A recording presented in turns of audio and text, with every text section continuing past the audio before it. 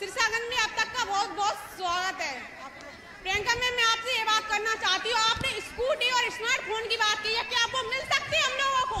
बिल्कुल जरूर मिलेंगे अगर हमारी सरकार आएगी। इसकी गारंटी कैसे है?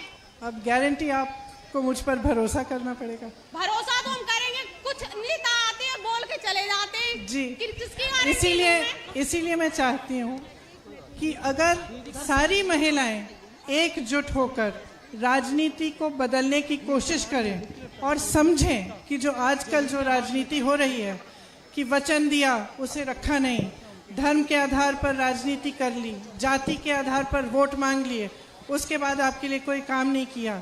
इसीलिए मैं चाहती हूँ कि महिलाएं समझें कि किस तरह की राजनीति हो रही है और उसे बदलने के लिए शक्ति आप सब में है। इसीलिए हम चाहते हैं, हमने जो घोषणा पत्र बनाया है सिर्फ महिलाओं के लिए, सिर्फ स्कूटी और स्मार्टफोन नहीं है। स्कूटी और स्मार्टफोन एक माध्यम है आपको सुरक्षित रखने के लिए, आपको ऑनलाइन पढ़ाई करने का माध्यम है, लेकिन इसके अलावा आपको सशक्त बनाने के लिए हमने बहुत सारी ऐसी घोषणाएं की हैं जिनको रखने का हम वचन दे रहे हैं। और हम कह रहे हैं, बल्कि एक हमारा गारंटी कार्ड भी है जो आपके घर घर आ रहा है, उसमें आपका एक स्पेशल नंबर होगा। आपको गारंटी है कि अगर हमारी सरकार आएगी, ये गारंटी कार्ड आप इस्तेमाल करिए और उसके तहत आपको ये मिलेगा। ठीक है, तो हमारी कोशिश पहले भी सरकार बनी, हम हर किसी की बात मानते हैं, लेकिन सारे लोग ऐसे ही बोल के चले जाते हैं हमसे। तो अब भरोसा करना पड़ेगा आपको, एक बार करके देखिए, है ना। पर इससे पहले आपको किसी ने ऐसे लड़के दिखाया है? मेरा मेन कंसर्न है वैकेंसी को लेकर कि अगर आपकी गवर्नमेंट आती है तो आप वैकेंसी पर कैसे फोकस करेंगे? हम पूरा एक विधान अभी कुछ ही दिनों में निकालने वाले हैं जिसमें हमने यही बात की है कि हम भर्तियां कैसे कराएंगे, रोजगार कैसे बनवाएंगे और किस तरह से आप सबको ऐसे मौके मिलेंगे कि आप सब अपने पैरों पे खड़े हो पाए। इसका एक पूरा हमने भी स्टडी और एनालिसिस किया है। कुछ ही दिनों में, शायद 3 या 4 तारीख को इसे हम पब्लिक भी करेंगे, उसमें सारा लिखा जाएगा। लेकिन आपने बहुत अच्छा पॉइंट निकाला कि अगर महिलाएं भी एलिजिबल हो जाती हैं एक चीज़ के लिए, तो उनके लिए क्या वैकेंसी क्यों नहीं बढ़ाई जाती। एक और बात है कि काफ़ी उत्तर प्रदेश में काफ़ी वैकेंसियां हैं जो भरी नहीं गई हैं और आज भी खाली पड़ी हैं, लेकिन सरकार ने जो काम करना था भरने के लिए वो काम नहीं किया। तो हमने ये कहा है कि ये काम हम पूरा करेंगे। योगी जी के बारे में बहुत सुना था, लेकिन उन्होंने भी यानी योजना पे योजना तो चलाते रहे, योजना अब तक चल रही है, लेकिन उन योजनाओं पर आशा बहुओं और आंगनवाड़ी कार्यकर्तियों के लिए कोई भी काम नहीं किया गया।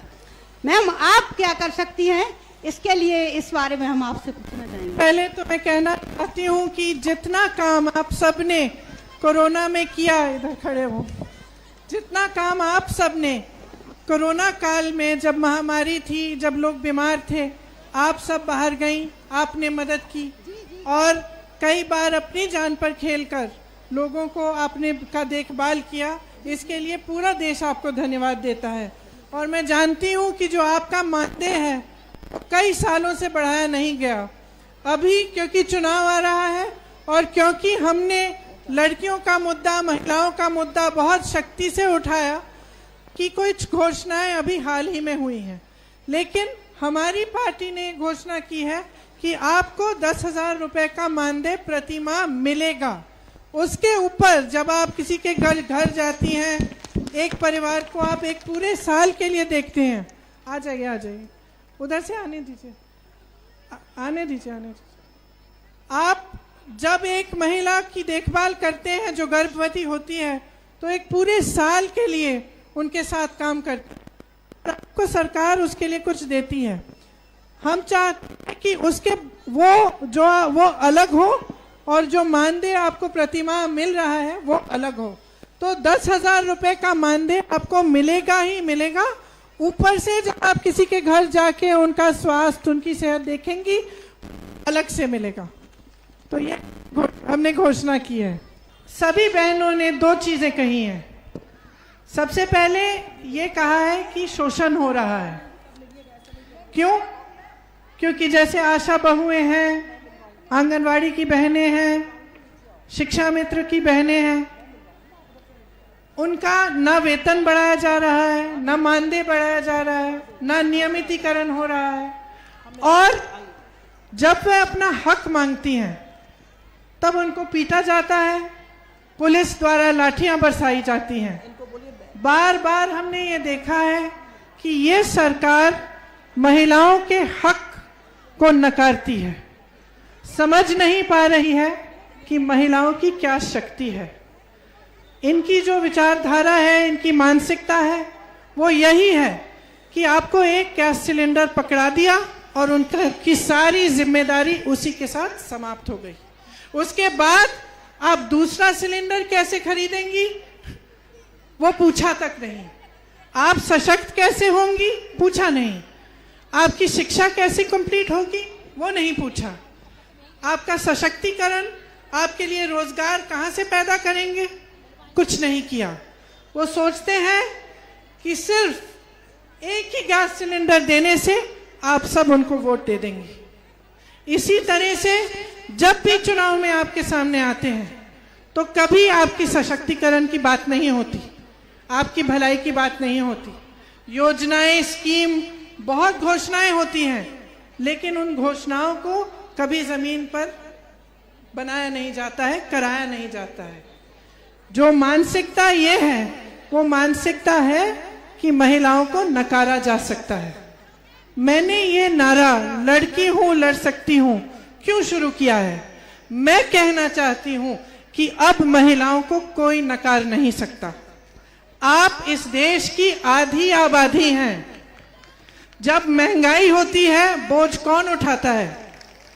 इस समाज का बोझ कौन उठाता है? जब से आप पैदा होती हैं तब से संघर्ष शुरू होता है।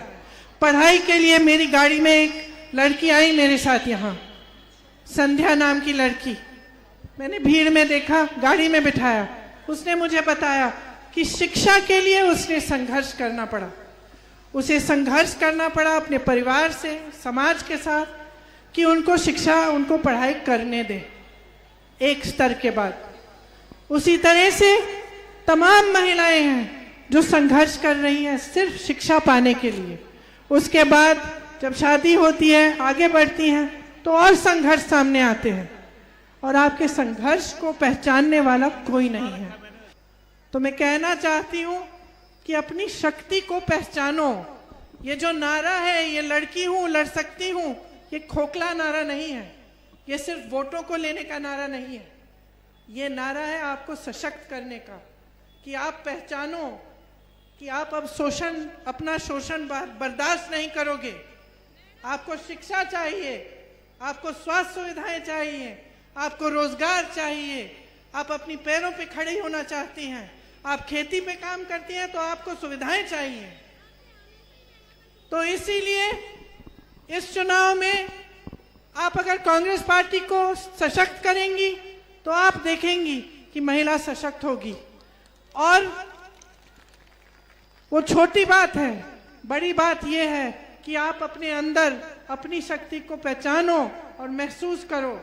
ये मत भूलो कि इस देश के हर घर में महिलाएं हैं, चाहे किसी भी जाति की हो, चाहे किसी भी धर्म की हो, हर घर में महिला है।